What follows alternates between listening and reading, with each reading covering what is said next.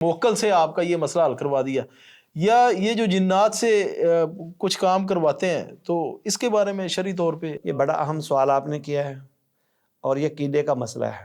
اچھا، کیونکہ الحمدللہ مجھے بھی اس فیلڈ میں 10-15 سال ہو گئے ہیں۔ موکلات سے مدد لینا ہم شرک سمجھتے ہیں۔ اچھا، حالانکہ وہ اس طرح نہیں مدد لینا جس طرح ہم کسی بندے سے لیتے ہیں۔ نہیں، اچھا، اس کی وجہ آپ اور میں اور معالج، عوام، خاص، کوئی بندہ، موکل سے مراد پہلے کیا ہے یہ سمجھ لیجیے۔ موکل سے مراد لیتے ہیں شیاطین، جنات نہیں ہوتے؟ جنات، وہ شیطان ہی ہیں، کان من الجن ففسق لیکن جو ان میں عن سے مسلمان جنات ہیں، آپ کو پتہ کیا ہے وہ مسلمان ہیں؟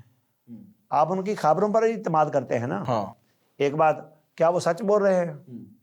نمبر 2، کیا وہ خبریں دے رہے ہیں وہ سچ بول رہے ہیں؟ کیا وہ اپنے اسلام کا جو اظہار کر رہے ہیں سچ بول رہے ہیں؟ پھر ہمارا عقیدہ اہل حدیث مسلک کا یہ ہے، اور یہ ٹھوس، محکم اور مضبوط عقیدہ ہے، اور اسی پر اللہ ہمیں موت دے کہ نبیوں، ولیوں، جنوں، پیروں، پیغمبروں، فرشتوں کو علم غیب نہیں ہے۔ صحیح۔ دیکھیے سلیمان علیہ السلام کے واقعہ میں اس کی وضاحت موجود ہے۔ فلما خر تبینت الجن ان لو کانوا یعلمون الغیب ما لبثوا فی العذاب المہین۔ جنات کو تو خود پتہ نہیں ہے کہ بابا فوت ہو گیا ہے، وہ کہاں سے خبریں دیتے ہیں؟ جب حضرت سلیمان علیہ السلام گرے، دیمک نے لاٹھی کو جی جی کمزور کر دیا، کھا لیا، تو پھر ان کو پتہ چلا۔ اس کا مطلب ان کو پتہ نہیں چلا۔ تو جنات جو علم غیب نہیں جانتے، خبریں ان سے کیسے آپ لے سکتے ہیں؟ تو ان سے خبریں لینا شرک ہے، اور ان پر اعتماد کرنا دوسری بات جہالت اور گمراہی ہے، اور وہ بھی ہم گناہ سمجھتے ہیں۔ پھر نبی صلی اللہ علیہ وسلم کی اس کے بارے میں ایک شدید ترین وعید ہے۔ آپ صلی اللہ علیہ وسلم کی حدیث ہے، ایک حدیث تو یہ ہے، من اتی عرافا او کاہنا وسألہ عن شیء لم تقبل له صلاة 40 لیلہ۔ اس کی 40 دن نماز ہی قبول نہیں ہوتی۔ جس نے صرف پوچھ لیا کسی نجومی اور عامل اور بندے سے کہ حالات مستقبل میں کیا بنیں گے، میری شادی کامیاب ہوگی کہ نہیں، اولاد ہوگی کہ نہیں، کیس کامیاب ہوگا کہ نہیں، میں بیرون ملک جا رہا ہوں کامیاب ہوگا کہ نہیں، اگر صرف پوچھ لیا، پوچھا کیوں ہے؟ اللہ کے علاوہ تو علم غیب کسی کے پاس نہیں۔ بے شک۔ جب نبی صلی اللہ علیہ وسلم پر جادو ہوا تھا، پتہ تو آپ کو نہیں چلا جب تک اللہ نے وحی کے ذریعے بتا نہیں دیا۔ ان کو کیسے پتہ چل جاتا ہے؟ ایک بات۔ پھر دوسری وعید اس سے زیادہ سخت ہے، من اتی عرافا او کاہنا وسألہ عن شیء ثم صدقہ بما یقول فقد کفر بما انزل علی محمد۔ اس نے تصدیق کر دی جو خبر دی ہے کاہن اور نجومی اور عراف نے، غیب کی خبریں دینے والے نے خبر دی ہے، اس کی تصدیق کر دی۔ تصدیق کرنے والے نے فقط کفر بما انزل علی محمد، اس نے انکار کر دیا جو اللہ نے محمد پر اتارا ہے۔ اللہ نے محمد پر کیا اتارا ہے؟ نبوت، رسالت، قرآن، وحی جلی، وحی خفی۔ تو کیا پیچھے رہ گیا؟ لہذا آپ معالج ہیں، آپ نے ایک ادھر بٹھایا ہوا ہے، میرا علاج کر رہے ہیں، اس سے خبریں لے کے میرے بارے میں بتاتے ہیں، یہ شرک، گناہ، حرام اور کبھی اور ضلالت اور گمراہی ہے۔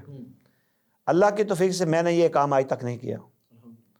میں مسلک اہل حدیث کو حق اور سچ سمجھتا ہوں، اور اسی پر ہماری جماعت کے علماء کے فتوے ہیں، اور میں پورے یقین ایمان سے کہتا ہوں جس کا دل چاہتا ہے میرے ساتھ جا کے چیلنج کر لے، مناظرہ کر لے، اور جس وقت چاہے، جس جگہ چاہے، کہ موکل کے نام پر جنات سے مدد لینا شرک ہے۔ نام لینا جائز سمجھتے ہیں، نہ اس کا جواز کا فتویٰ دیتے ہیں، اور نہ کوئی عالم مفتی اہل حدیث فتویٰ دے گا۔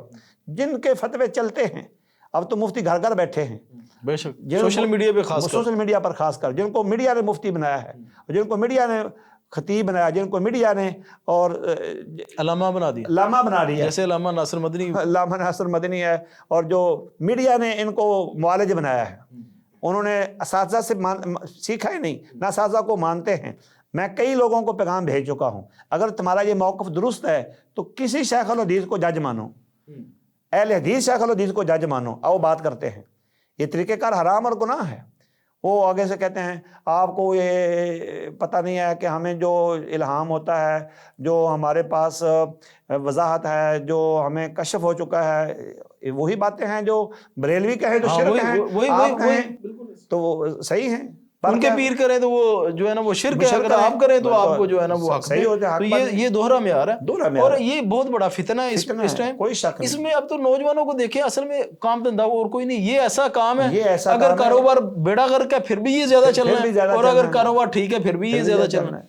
और शेख क्योंकि खसारा इसमें है ही। मेरे वाले साहब भी जो है ना वो रुकिया शरिया करते हैं, तो उनसे अक्सर डिस्कस होता है, और जो मेरा ज़ाती मुशाहिदा ये है कि बिला मुबालगा 80 से 85% जो केस होते हैं वो वैसे ही नजर बद के होते हैं, और अपनी बदअमालियों की वजह से होते हैं, नजासत की वजह से होते हैं। लोगों को इसका पता नहीं है अभी तक, जो फर्ज जो गुस्ल है उसका नहीं पता होता, तो इनकी वजह से जो है ना उनके ऊपर बवाल होते हैं। दूसरे दीन से जितना दूर हो गए शयाती नहीं, और अकीदे इतने कमजोर हो चुके हैं, तो वो अल्लाह माफ करे। फिर इसमें बहुत ज्यादा नौजवान लड़के लड़कियों के मसाइल हैं, पसंद की शादी के हवाले से, तो ये 15 से 20% जो रह जाता है वो जो है ना वो आमिल के पास रुकिया शरिया के लिए, और रुकिया शरिया खुद भी बंदा कर सकता है, उसमें करना ही खुद चाहिए। बिल्कुल ऐसी सूरह बकरा का एहतमाम करें, और ये सारी और ये जो काम है ना लड़कियों लड़कियों के आपस के मेल मिलाप के तरीके, ये तो शिरक है।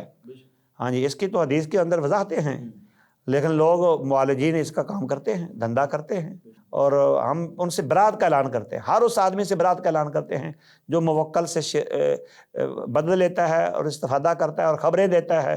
देखिए चोरी की खबरें और ये इस तरह के मसाइल। देखिए मरीज आप हैं, फक्की उसको दी जा रही है, ये क्या तरीका हुआ? अभी बीमार आप हैं, फक्की उसको दी जा रही है। जो मरीज है उससे दम करो, कुरान पढ़ो, सुनाओ उसको, ठीक है, इलाज करो, अल्लाह शिफा देने वाला। अल्लाह शिफा देने वाला।